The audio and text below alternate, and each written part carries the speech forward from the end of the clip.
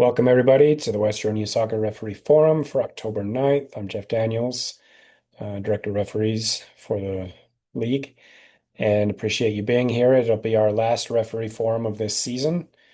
And so I hope that this has been helpful for you this year, and I hope that you learned a lot, gained in confidence, and got some good plans for what you're going to do with all your money, right? That's that's a big part of it. So thank you for being here. Let's go ahead and jump in. We will start with just a few announcements and the referee appreciation cards. I've received a couple emails about that. So 2 weeks ago, I was at the pavilion and handed out 39 of them. I still have 38 to go. I know who you are. So come meet me at the pavilion by field NN. I will be there from 8:30 to 11:30, and then I have to go coach my game at 12. So I'll be there for 3 hours. Um, Come and see me if you have not already. Um, our next thing is Saturday is supposed to be rainy. And what this means is, unless the city closes the field or there's lightning, we will play. So plan to be there, dress properly, and get ready for a little bit of fun that day.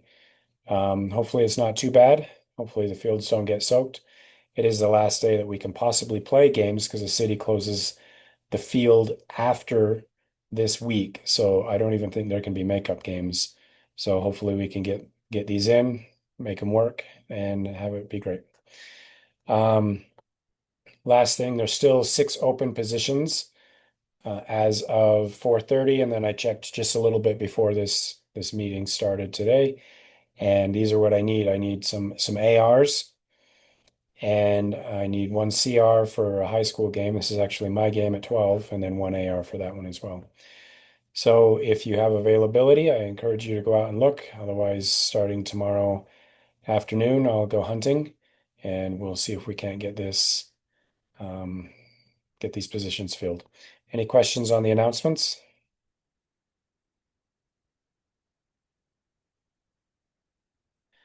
All right, let's go to the next screen. So we had some more coach feedback this week. And let's just go over that. Things we did well. Referees were on time, ready to go. The coach said it's always awesome to see that. I agree.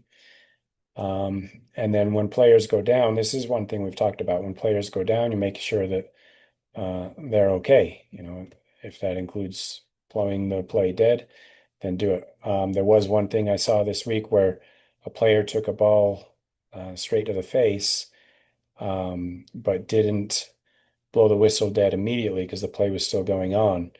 But in our league, what we need to do is when there's a ball to face like that, we immediately blow the play dead and we go check on the player. We're concerned about concussions. A lot of times we bring the coach on the field and let them take care of that. So great job for those who are following and watching for that rule, or rather that occurrence. A lot of our referees were not afraid to make calls. And that's always great to see. And then these are just some of our statistics that we look at. Called fouls promptly, communicated what the call was, called tripping and pushing offenses. This is exactly what we talked about 2 weeks ago. So I was looking for it. I appreciated the coaches providing that feedback. That means our referees responded and did well to step up and make those calls. One coach mentioned that the referee worked well with him because he didn't have any subs. It was hot, loud, mid-half water breaks. We can do that. The only thing about that is just make sure both coaches know about it so that it's not a surprise. And keep them short if that's the case, because especially in the younger age group, the halves go fast, right?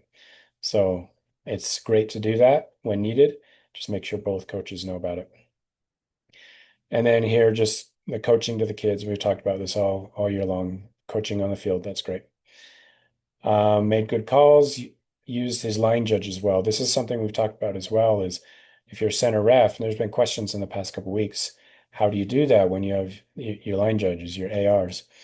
And we talked about that, how you just have to, yes, keep eye on the play, but then, you know, just take the looks, especially when you think something may have been called. If it was close on offside, look to your line judge. So great call out by a coach on something that we've been working on. Great calls on throw-ins and pushing. Very good. And then I'm not sure, I am sure which one it is, but I've forgotten at the moment. Referees good at explaining indirect versus direct kick scenarios. So that shows an understanding of the rules. It shows that you've studied and that you can recall that very quickly during a game. You're not having to think through it. You're able to say, yep, that's what that call is, and this is what we're going to do. That's you taking charge, and that's great. Appreciate that. Some of the direct feedback and some of these, it's kind of duplicated, ready to go. Always awesome to see, not afraid to make calls. Good calls, use the line judge as well. Um, yeah, we kind of went through most of this here. Any questions on the coach feedback or the commentary, the direct quotes, comments from the coaches? Okay, let's go to our opportunities. So, um, I think we still are learning a little bit. Some of the referees, several coaches noted confusion or inconsistency in offside calls, especially regarding players not involved in the play. I do want to talk about this last part, not involved in the play. So, if any of you are comfortable coming off mute, when do you call offside if a player is in an offside position, but they're just kind of walking or standing, not making the play? Does anybody have any thoughts on that? Well, if they interfere with the play in any way, like such as they block the goalkeeper's vision and they're shooting the ball, then that would be considered offside if they were in an offsides position. Right. And if a player is in an offside position but not participating in the play, not impacting the play, not doing anything because they know they're offside, they're just basically walking back. When do we call that player offside?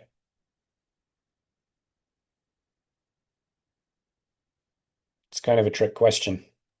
If they're just walking back, like if they were in an offsides position, but they're not like involved in play, Right. that you wouldn't call anything in that situation, would you? You would not. You would not make a call there. If you watch MLS or any other professional league, you'll see that happens a lot where the forwards, they made their run and then it didn't play out, and so they're being lazy walking back. And then the play comes up, and all they can do is just watch the ball go over their head. And as long as they don't make a play on it, you don't call offside. It's only offside when they make a play or impact the play somehow. So it did happen this last time where there were what the coach said was two players were in an offside position. They did not make a play on the ball because they knew the rule. And then a player who was onside ran, got the ball, and went down and scored. But it was called back as offside uh, because the referee thought that the other two were in the offside position, and you had to call that. So it's just recognizing where the players are and when you do and when you don't call. Um, any questions on that? Okay. Spatial awareness. Referees were sometimes too far back or parallel to each other, missing quick counterattacks or offside. So what this means is in the dual referees. So I'm going to bring this over if I can snag it. There we go. Can someone give me a thumbs up if you can see this chart that I've got on this field that I've got on the screen? Okay. Yeah, sometimes I don't know if it just hides in the background. What the coach here is saying is that the referees were both across from each other. And we've talked about this many times now. The referees were across from each other, and then there was a counterattack, and both of them had to run back. That's why when we're in this position, we stay diagonal from each other. We shouldn't ever be directly across. We always are at an angle. That's an important part to remember. So I'm sure most of us are remembering that, but always need to keep reminding of this just in case you find yourself in the wrong position. Always be looking. That's part of being a referee. Where do I need to be so that I can be the most effective in my job? And in this case, for dual refs, it's diagonal, so you can get down and catch those offside and counterattack situations. So that's what that coach was talking about. Does anybody have any questions on that? Okay. Now, substitutions. This has been a problem of a couple of times this season. When a coach calls for substitution, just a question, how do you handle that? What do you do?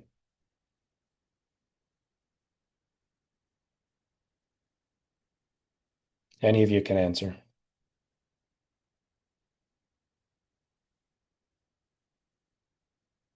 Coach calls sub. What's your reaction? What do you do? Well, Blow if the it's whistle not a dead ball, sorry, if it's not a dead ball, then you can say like next dead ball, or if it is a dead ball, you can wave the players on. Mhm. Then I think Tad or Caden, you were going to add something in as well. I would just like if the ball's in dead play, blow the whistle twice and then like wave the play.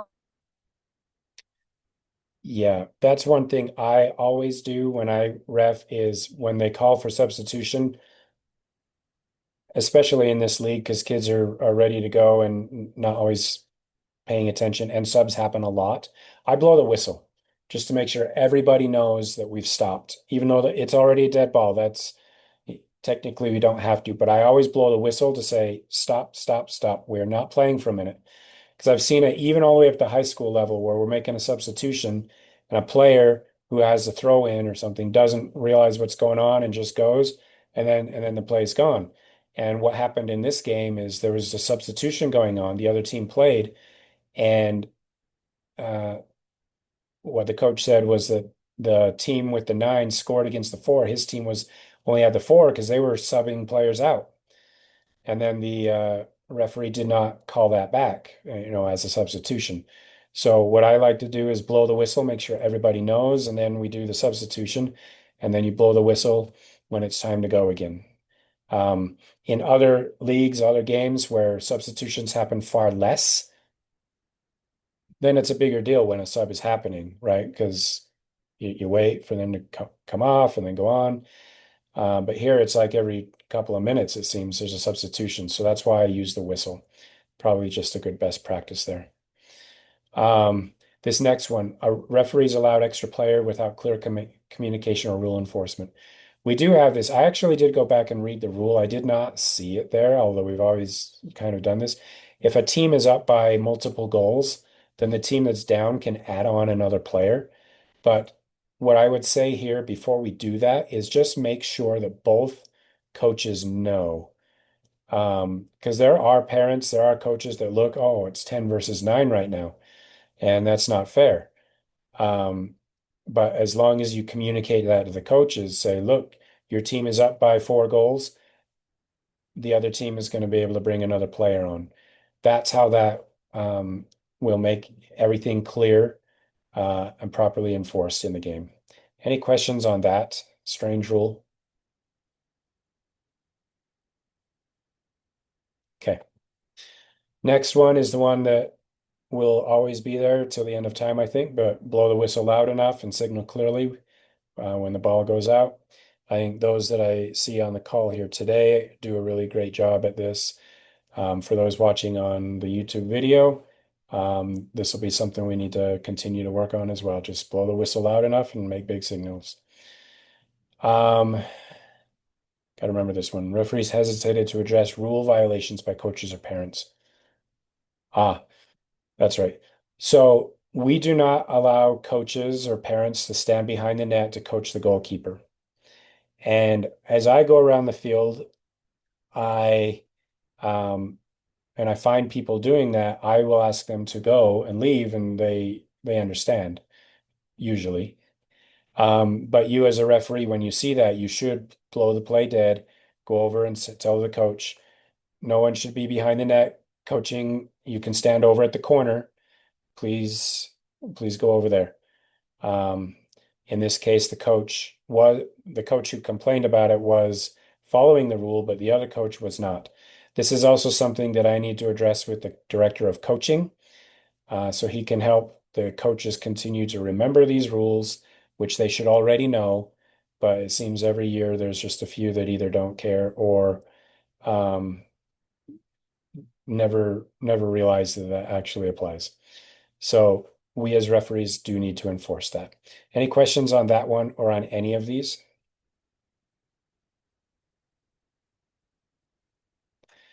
Okay. Let's then go to our statistics. And you can see there's a lot more green this time. Last time we had a whole bunch of red. So our on time went up. This is very good. What that means is probably one game didn't start on time. 100%, and since this is our last meeting, congratulations, 100% on the dress in a full kit this year and the pregame inspection. And let me spell that correctly. It's probably been spelled wrong all year. Let me still spell it correctly. There.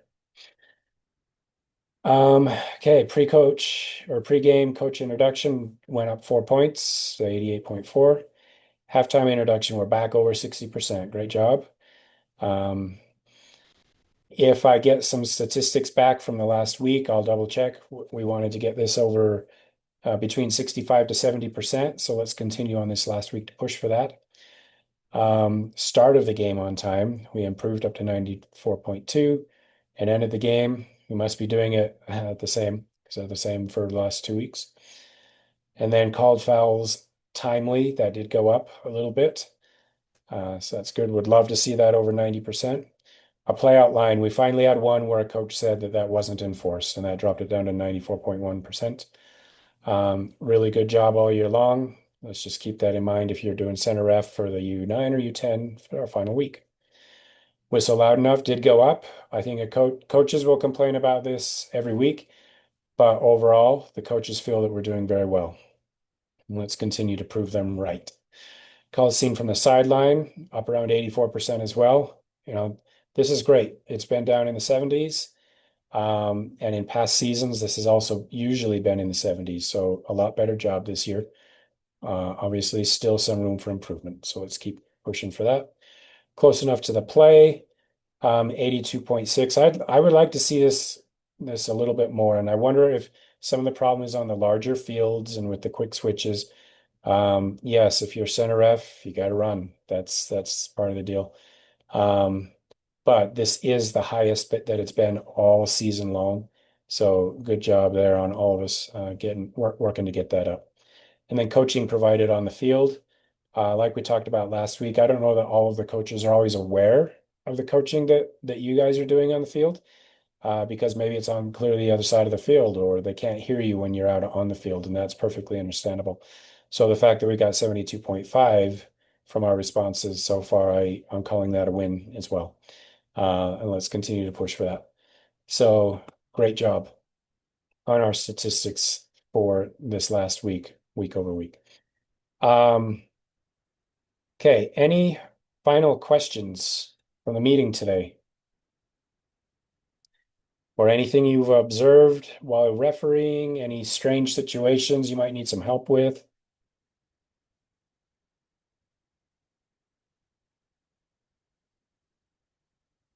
Seems like you guys know everything that's going on, and that's all right. That's good.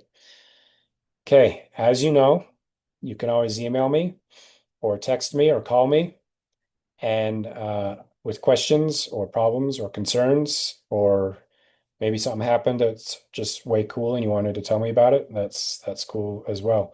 I like hearing the success stories. So just know that I'm here for you.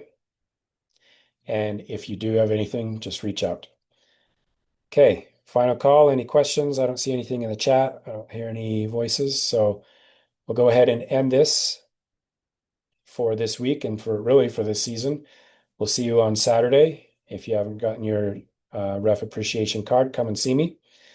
And if you have, I'll still be looking for you to say hi and wish you luck in the last week.